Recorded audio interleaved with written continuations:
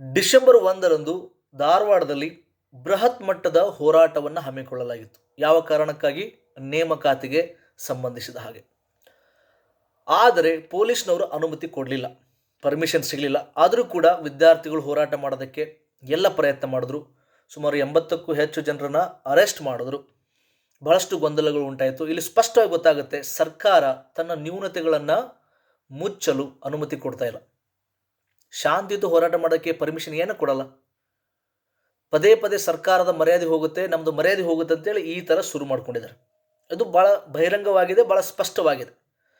ಆದರೆ ಸರ್ಕಾರದ ಮೇಲೆ ಇಷ್ಟು ಒತ್ತಡ ಇದೆ ಅಲ್ಲ, ಈಗ ಅದು ಹೇಳತೀರೋದು. ನಾವೊಂದು ಪದೇ ಪದೇ ಹಿಂದೆ ಈ ವಿಡಿಯೋ ಮಾಡಬೇಕಾದ್ರೆ ಹೇಳಿನಿ, ಒಂದು ರೈತರು ಮತ್ತು ಯುವಕರನ್ನ ಎದುರು ಹಾಕ್ಕೊಂಡ್ರೆ ಯಾವ ಸರ್ಕಾರಗಳು ಉಳಿಯಲ್ಲ. ಭಾಳ ಜನ ರಾಜಕಾರಣಿಗಳು ಏನು ತಿಳ್ಕೊಂಡ್ಬಿಟ್ಟಾರೆ, ಜಾತಿ ಒಂದು ಹಣ ಒಂದಿದ್ರೆ ಆಯ್ತು, ಮಾಡ್ಕೊಂಡು ಹೋಗೋಣ, ಎಲೆಕ್ಷನ್ ಮಾಡಿರಿ, ಈ ಸಲ ಎಲೆಕ್ಷನ್ ನೋಡೋಣ. ಜಾತಿ ಒಂದು, ಕ್ಯಾಸ್ಟ್ ಮತ್ತು ಕ್ಯಾಶು ಎರಡಿದ್ರೆ ಆಯಿತು ಅಂತ. ಭವಿಷ್ಯದಲ್ಲಿ ನಿಮಗೆ ಪ್ರಚಾರಕ್ಕೆ, ಎಲೆಕ್ಷನ್ ಪ್ರಚಾರ ಬರೋಕ್ಕೆ ಮಕ ತೋರ್ಸೋಕ್ಕಾಗಲ್ಲ ನಿಮಗೆ. ಇಷ್ಟು ವಸ್ಟ್ 2,80,000 ಹುದ್ದೆಗಳು ತುಂಬ್ತೀನಿ ಅಂತ ಹೇಳಿದ್ದೀರಾ. ಎಷ್ಟು ತುಂಬಿದ್ದೀರಾ? ಒಂದು 20,000 ತುಂಬಿಲ್ಲ. ತಿರುಗಿ ಆಲ್ರೆಡಿ 2 ವರ್ಷ ಕಂಪ್ಲೀಟ್ ಆಯಿತು. ಸರ್ಕಾರದ ಮೇಲೆ ಎಷ್ಟು ಒತ್ತಡ ಇದೆ ಅನ್ನೋದಕ್ಕೆ ಒಂದು ಎಕ್ಸಾಂಪಲ್ ಕೊಡ್ತೀನಿ ನಿಮಗೆ. ಮಹದೇವಪ್ಪನವರು ಒಂದು ಸ್ಟೇಟ್ಮೆಂಟ್ ಕೊಟ್ಟಿದ್ದಾರೆ, ಸಚಿವರು, ಮಾನ್ಯ ಸಚಿವರು. ಹಳೆ ಮೀಸಲಾತಿಗೆ ಅನುಗುಣವಾಗಿ ನಾವು ನೇಮಕಾತಿ ಮಾಡ್ತೀವಿ ಅಂತ ಹೇಳ್ತಾ ಇದ್ದಾರೆ. 50%. ಈಗ 56 ಮಾಡಿದ್ದಾರೆ, ತಮಗೆಲ್ಲ ಗೊತ್ತಿದೆ.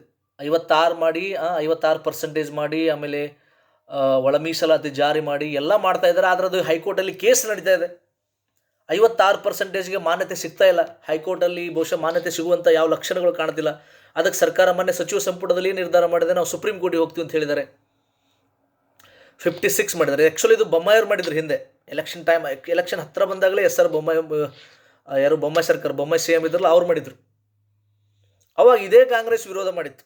ಎಲೆಕ್ಷನ್ಗೋಸ್ಕರ ಮಾಡಿದ್ದಾರೆ, 56%ಗೆ ಸುಪ್ರೀಂ ಕೋರ್ಟಲ್ಲಿ ಅದು ಮಾನ್ಯತೆ ಸಿಗೋದೇ ಇಲ್ಲ, ಸಾಧ್ಯನೇ ಇಲ್ಲ, 50% ಮೀರಂಗಿಲ್ಲ ಅಂತ ಎಲ್ಲ ಹೇಳಿಬಿಟ್ಟು ಮತ್ತೆ ನೀವು ಆಡಳಿತಕ್ಕೆ ಬಂದಮೇಲೆ ನೀವು ಅದನ್ನೇ ಕಂಟಿನ್ಯೂ ಮಾಡಿದ್ರೆ, ನೀವೇನಾದರೂ ಬದಲಾವಣೆ ಮಾಡಿದ್ರೆ.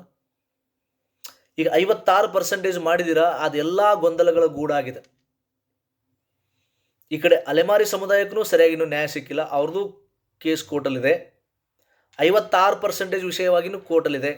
ಈಗ ಸರ್ಕಾರ ಏನು ಹೇಳಿದೆ, ಮೊನ್ನೆ ಸುಪ್ರೀಂ ಕೋರ್ಟ್ಗೆ ನಾವು ಹಾಕ್ತೀವಿ ಅಂತ ಹೇಳಿದ್ದಾರೆ. ಆಮೇಲೆ ಇವತ್ತು ಸಚಿವ ಮಹದೇವಪ್ಪನವ್ರು ಏನು ಹೇಳಿದ್ದಾರೆ, ನಾವು ಹಳೆ ಮೀಸಲಾತಿ ಪ್ರಕಾರ ನೇಮಕಾತಿ ಮಾಡ್ತೀವಿ ಅಂತ ಹೇಳಿದ್ದಾರೆ. ನೀವು ಏನು ಗೊಂದಲಗಳು ಮಾಡ್ಕೊತೀರೋ, ಏನು ಬಿಡ್ತೀರೋ, ನೀವು ಮನಸ್ಸು ಮಾಡಿದ್ರೆ ಎಲ್ಲ ಸಾಧ್ಯ ಇದೆ, ಎಲ್ಲ ಪರಿಹಾರ ಕಂಡುಕೊಳ್ಳಿ.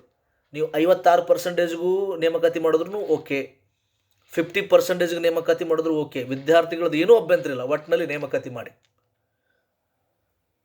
ಮನುಷ್ಯ ಮನಸ್ಸು ಮಾಡಿದ್ರೆ ಏನೆಲ್ಲ ಮಾಡ್ಬೋದು ಅನ್ನೋದಕ್ಕೆ ಇದೊಂದು ಸಾಕ್ಷಿ. ನೀವು ಇದನ್ನು ಮಾಡಿ ತೋರಿಸಿ. ಸರ್ಕಾರಕ್ಕಿರುವಂಥ ಒಂದು ದೊಡ್ಡ ಸವಾಲಿದು. ಮುಂದಿನ ದಿನಗಳ ನೇಮಕಾತಿ ಆಗಿಲ್ಲ ಅಂದರೆ ಎಲ್ಲಿ ಬೇಕಾದಲ್ಲಿ ಕ್ರಾಂತಿಗಳಾಗ್ತವೆ, ಎಲ್ಲಿ ಬೇಕಾದಲ್ಲಿ ಹೋರಾಟಗಳಾಗ್ತವೆ, ಶಾಂತಿಯುತ ಹೋರಾಟಗಳಾಗ್ತವೆ, ಸಂವಿಧಾನಬದ್ಧ ಹೋರಾಟಗಳಿಗೆ ನೀವು ರೆಡಿ ಇರಿ. ಎಲ್ಲದಕ್ಕೊಂದು ಲೆಕ್ಕ ಇರುತ್ತೆ, ಎಲ್ಲದಕ್ಕೊಂದು ಮಿತಿ ಇರುತ್ತೆ. ಆ ಮಿತಿ ದಾಟಿಬಿಟ್ಟಿದೆ, ಮಿತಿ ಮೀರಿ ಹೋಗಿಬಿಟ್ಟಿದೆ. ಪೇಷನ್ಸ್ಗೊಂದು ಹಂತ ಇರುತ್ತೆ, ಆ ಹಂತ ದಾಟಿದ್ರೆ ಮುಗೀತು, ಕುತ್ತಿಗೆ ಮಠ ದಾಟಿ ಹೋಗಿದೆ. ಸೊ ಮಹದೇವಪ್ಪನವರೇ, ಮಾನ್ಯ ಸಚಿವರಾಗಿರುವಂಥ ಮಹದೇವಪ್ಪನವರೇ, ನೀವು ಹಳೇದು ಮಾಡಿದ್ರು ಓಕೆ, ಹೊಸದು ಮಾಡಿದ್ರು ಓಕೆ, ಬೇಗ ಗೊಂದಲ ಬಗೆಹರಿಸಿ. ಏನು ಮಾಡ್ತಿರೋ ಗೊತ್ತಿಲ್ಲ. ಈ ಒಂದು ಚಳಿಗಾಲದ ಅಧಿವೇಶನದಲ್ಲಿ ಏನು ನಿರ್ಧಾರ ತೊಗೊತಿರೋ, ಅಥವಾ ಡಿಸೆಂಬರ್ 4ಕ್ಕೆ ಸಚಿವ ಸಂಪುಟ ಮೀಟಿಂಗ್ ಇದೆ. ಇವತ್ತು 2, ನಾಳೆ ಬಿಟ್ಟು ನಾಡಿದ್ದು ಮೀಟಿಂಗ್ ಇದೆ. ಸೊ ಸಚಿವ ಸಂಪುಟದಲ್ಲಿ ಈ ವಿಷಯ ಬಹುಶಃ ಬರ್ಬೋದು. ಹಳೆ 50%ಗೆ ನಾವು ಈಗ ನೇಮಕಾತಿ ಸ್ಟಾರ್ಟ್ ಮಾಡ್ಕೊಳ್ಳೋಣ ಅಂತ. ಇಲ್ಲಿ ಸವಾಲುಗಳಿದೆ. 50%ಗೆ ನೀವು ಶುರು ಮಾಡಿದ್ರೆ ಮತ್ತೆ ಈಗ ದಲಿತ ಸಮುದಾಯ ಮತ್ತೆ ಆಕ್ರೋಶ ಒಳಗಾಗುತ್ತೆ, ಸಹಜವಾಗಿ ಒಳಗಾಗುತ್ತೆ. ಹೌದು, ನೀವು ಒಳ ಮೀಸಲಾತಿ ಮಾಡಿಬಿಟ್ಟೇ ಮಾಡಿ ಅಂತ ಹೇಳ್ತಾರೆ. ಹಿಂದೆ ಬೊಮ್ಮಾಯಿಯವರು ಭರವಸೆ ಕೊಟ್ಟರು, ಮಾಡಿಲ್ಲ. ಈಗ ನೀವು ಭರವಸೆ ಕೊಟ್ಕೊಂಡು ಬಿಟ್ಕೊಂಡು ಹೋದ್ರೆ ಅದು ಹಾಗೆ ಉಳಿತೈತಿ. ಭಾಳಷ್ಟು ಸಮಸ್ಯೆಗಳಿದೆ, ಆದರೆ ಬಗೆಹರಿಸಲೇಬೇಕಾದ ಅನಿವಾರ್ಯತೆ ಇದೆ. ಇದನ್ನು ನೆನ್ಪಿಟ್ಕೊಳ್ಳಿ. ಸರ್ಕಾರ ಬಗೆಹರಿಸಲೇಬೇಕು, ಬಗೆಹರಿಸ್ಬಿಟ್ಟೇ ನೇಮಕಾತಿ ಮಾಡಲೇಬೇಕು. ನೇಮಕಾತಿ ಮಾಡಲೇಬೇಕು, ಬೇರೆ ದಾರಿ ಇಲ್ಲ. ಇಲ್ಲ ಅಂದರೆ ವಿದ್ಯಾರ್ಥಿಗಳಂತ ಆಕ್ರೋಶ ದಿನೇ ದಿನ ನೀವು ನೋಡಬೇಕಾಗುತ್ತೆ.